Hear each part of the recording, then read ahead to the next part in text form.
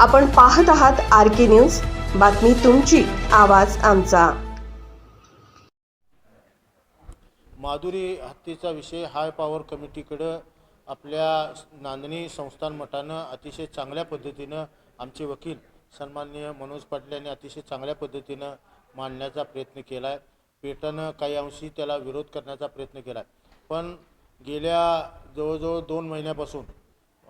वंतारा आणि आमचं नांदणी संस्थान मठ यांनी अतिशय चांगल्या पद्धतीनं ज्या हत्तीला ज्या आवश्यक सोयी सुविधा ज्या इथं आवश्यक आहेत त्या सगळ्या इथं पूर्ण करण्याचा प्रयत्न हे नांदणी मठ आणि वंतारा यांच्या संयुक्त विद्यमानं अतिशय चांगल्या पद्धतीनं करण्याचा प्रयत्न केला आहे। आणि कुणाच्या काही सूचना जरी असल्या तरीसुद्धा येणाऱ्या काळामध्ये त्यासुद्धा आपण,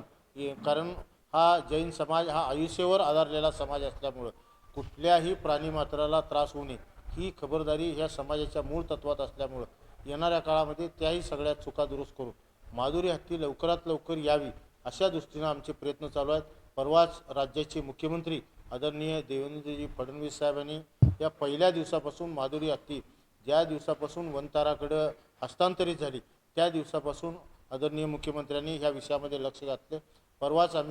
मी आणि सन्माननीय इचलकरंजीचे विधानसभेचे आपले लोकप्रतिनिधी सन्माननीय राहुल आवाडे साहेबांनी मुख्यमंत्री महोदयांना विनंती केली आहे ह्या संदर्भामध्ये एक आपण वरिष्ठ स्तरावरची लवकरात लवकर बैठक घेऊन की माधुरी हत्ती लवकरात लवकर येण्यासाठी म्हणून आपण प्रयत्न करावेत। त्यासाठी लवकरच बैठक घेण्याची आपल्याला विनंती सन्माननीय मुख्यमंत्र्यांना केली, ती मुख्यमंत्री महोदयांनी मान्य करून लवकरच त्या संदर्भात बैठक लावून त्याचा निर्णय लवकरात लवकर माधुरी हत्ती कशा पद्धतीने त्या पद्धतीने आमचे प्रयत्न चालू आहेत।